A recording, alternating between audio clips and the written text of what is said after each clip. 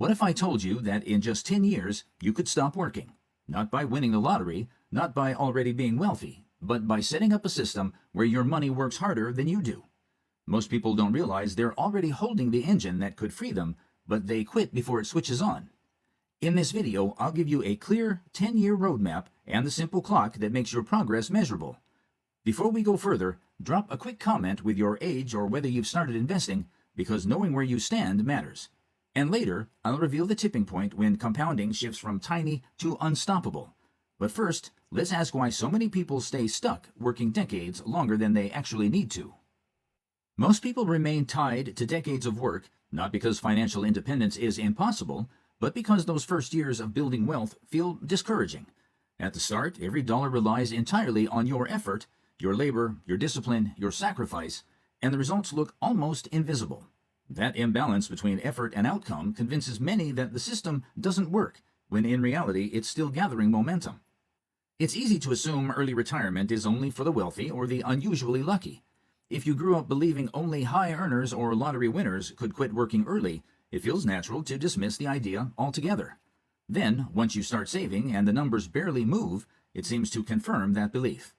The truth is, the early phase feels slow because you are still the engine. There's no momentum yet, so progress runs on your contributions alone. Let's break it down. Suppose someone earning a modest paycheck saves $400 every month. After 10 years, that's about $48,000 before growth. Respectable, yes, but when stacked against a retirement horizon 30 or 40 years away, it feels almost meaningless. Compared to the traditional story of saving slowly until 65, this money looks like a drop in the ocean. That sense of futility is what drives people to stop, even though they're closer than they think to a turning point. The best way to understand this stage is with the snowball image, pushing one uphill. Each step requires strain, sweat, and focus. The weight drags on you, growth looks tiny, and nothing about it feels worth the struggle. Add to that the noise of daily life, friends spending freely, family questioning why you'd bother, markets rising and falling, and the frustration deepens. Markets can be volatile early on, which is precisely why patience matters. The process feels harder not because it's broken, but because it's doing the groundwork that every system needs before compounding takes over. Take Sarah's story as an example. At 28, she set the goal of leaving her job by 40. She committed to saving $500 a month. For 3 years, she stayed on track, avoiding dinners out, driving an old car, even working freelance gigs. After all that discipline, she had just under $20,000. To her, sacrificing for years only to see such a small total felt pointless. Everyone around her seemed to be enjoying life while she remained focused on an account balance that looked trivial. She nearly gave up. Here's the important insight. That modest balance was not a failure. It was exactly what the system required. Those years built the foundation. The money she saved was the base that would allow compounding to begin. Her dollars were now strong enough to start earning their own dollars, and that shift, when growth no longer depends only on you, is the moment everything changes. This is the fragile bridge most people never cross, the very point where discouragement convinces them to stop when they are finally on the edge of making real progress. So the real question becomes, what is that tipping point, and how close are you to it? Understanding where that shift occurs is critical. Without it, the early years appear empty, when they're actually the necessary first stage of freedom. With it, you recognize that each dollar saved is setting the clock for doubling. And once you see how that doubling works, what once looked invisible finally becomes measurable.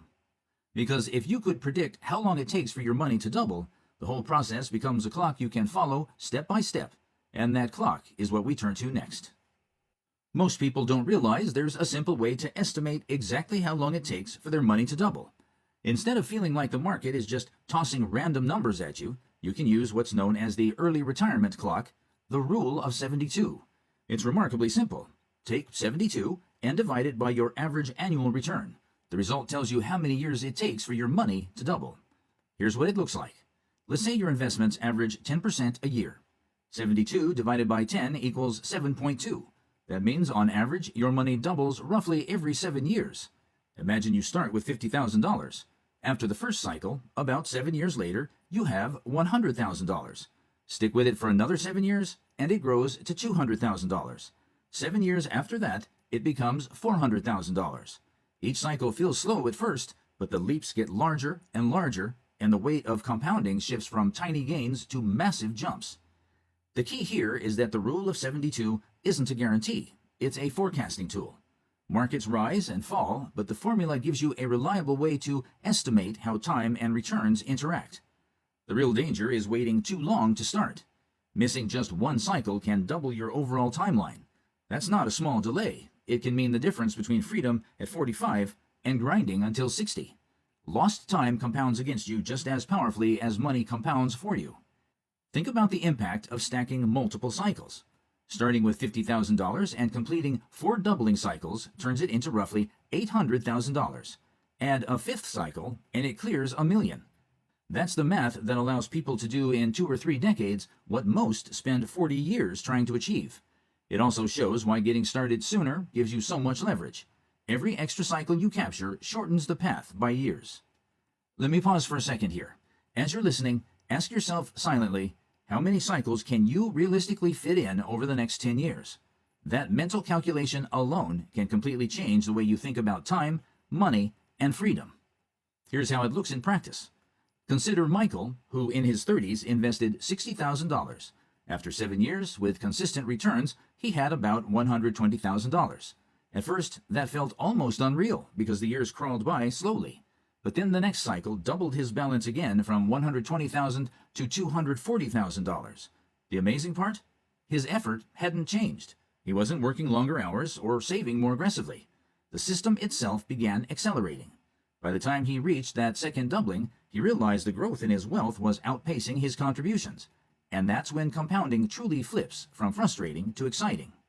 This is why thinking of the rule of 72 as your personal clock is so powerful. Each doubling cycle isn't just about watching numbers climb. It's about converting years of labor into years shaved off your working life. In this clock, the ticks aren't hours at a desk. They're returns multiplying on themselves while you stay consistent. Every completed cycle is like crossing off a chunk of working years you'll never have to give away. The beauty is that early retirement no longer feels like a vague dream once you understand this framework. The rule of 72 turns it into something measurable, something you can track like a countdown. But here's the reality. Knowing the clock exists isn't enough. If your contributions are too small, the cycles won't carry you to freedom. Which means the next challenge isn't just waiting for doubles. It's finding ways to fuel the engine harder so those cycles work at full strength. Saving alone will never compress decades of work into a single decade. To get there, you need a 2-part strategy: offense and defense. Offense is how you expand the amount of money flowing into your system. Defense is how you keep that money from leaking out into lifestyle upgrades that slow your progress. Together, they control how much fuel your wealth-building engine has to run on. Here's why this matters. Let's start with a simple case. Say you earn $4,000 a month and follow the typical advice to save 10%, or $400. Over a year, that's $4,800.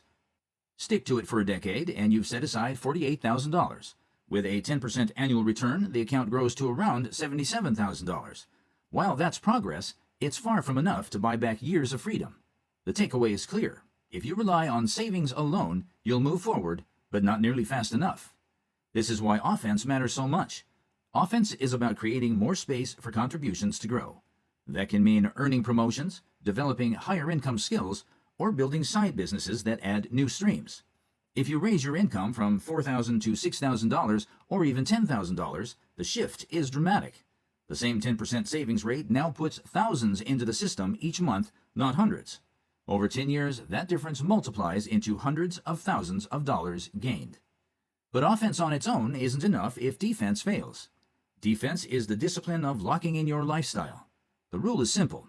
When your income goes up, your expenses stay flat. If you once lived on $3,600 a month, you keep living on $3,600 even when your paycheck grows. The gap between your earnings and expenses becomes pure investment fuel. Here's a practical example from the research. Imagine one person sticks with a $4,000 salary and saves 10%. After 10 years, their account grows to about $77,000 with compounding. Compare that to someone earning $10,000 a month but still living on $3,600 just like before. The difference? Their account hits roughly $193,000 in the same period. That's over double, simply because they played both offense and defense at the same time. To make defense easier, try this experiment. For the next 12 months, every time your pay increases, whether from a raise, bonus, or new income stream, automatically invest it. Don't let it hit your spending account. Treat every new dollar as if it were a worker joining your team. Each worker either builds wealth or disappears buying things you don't really need. Your job is to assign them to permanent roles in your investment system. And that's the key shift in perspective. Each time you earn a raise or create an extra stream, you're hiring more workers for your financial team. If you let lifestyle creep absorb that gain, you're sending those workers home before they ever contribute. But if you assign them to your investments, they never sleep, they never quit, and they never stop compounding.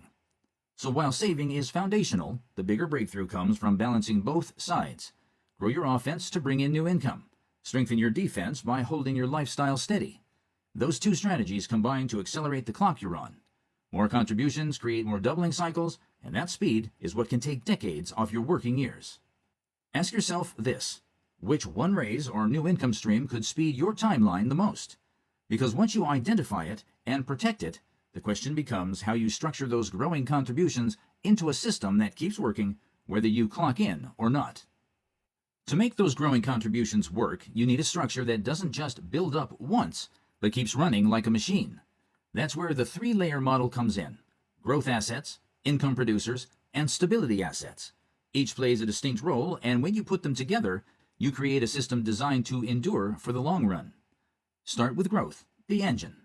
This layer pushes your money beyond inflation and steadily builds wealth. The core tools here are broad index funds, along with selected dividend-paying and growth stocks. These drive capital appreciation and ensure your portfolio grows over time. Without them, your savings risk losing purchasing power, and what seems like enough today could feel small years later. But relying only on growth has a flaw.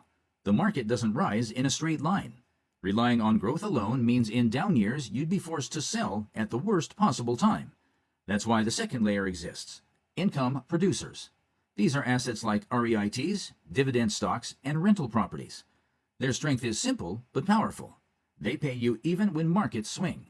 Every dividend or rent check either supports your living expenses or gets reinvested for more growth. That income layer keeps the system running without forcing you to cut into your long-term core holdings. The third layer is stability. These are treasury bonds, high-yield savings accounts, and small gold position. They aren't designed for eye-catching returns, but they protect you when volatility hits. Think of them as shock absorbers. When stocks sink, this layer gives you liquidity and prevents the single biggest danger: being forced to sell valuable assets in a downturn just to cover expenses. It's deliberately steady because protection is what keeps the rest of the machine alive. One often overlooked safeguard is currency diversification. Depending entirely on a single economy and currency can expose you to risks you don't see coming. Setting aside a small percentage of assets in international markets or stronger currencies, such as the euro or Swiss franc, gives you an added layer of resilience. It's not about chasing returns. It's about making sure a downturn in one financial system doesn't undo years of progress in yours. Together, these three layers work like a vehicle. Growth is the engine, income is the fuel system, and stability is the brakes and control. Remove any one and the system becomes weak or unstable. Keep all three working together and your portfolio has the balance to endure market ups and downs while it continues to compound. There's one final principle that keeps the machine in motion. Even after you reach financial independence, reinvest at least some of your passive income.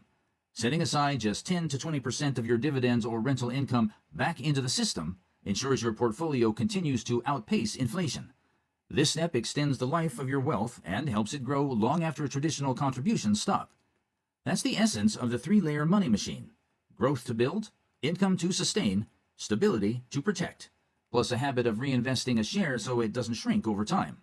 Once you set it up, compounding doesn't just work by chance, it works by design, no matter which way markets move. And here's the challenge you'll face. The framework itself is straightforward, but the test is sticking with it long enough for the results to appear. The hardest part isn't the math, it's resisting the urge to interrupt it before the tipping point arrives. So what does this all mean for you right now? It means your next steps are clear. First, start as soon as possible so you don't miss doubling cycles. Second, grow your income while keeping your lifestyle steady. Third, build a three-layer portfolio: growth, income, and stability, and reinvest part of the passive income it generates. Every dollar you invest today is a silent worker that never clocks out, never asks for a raise, and never calls in sick. Calculate your monthly investable amount today and commit to a simple 12-month experiment. Put every raise or bonus directly into investments.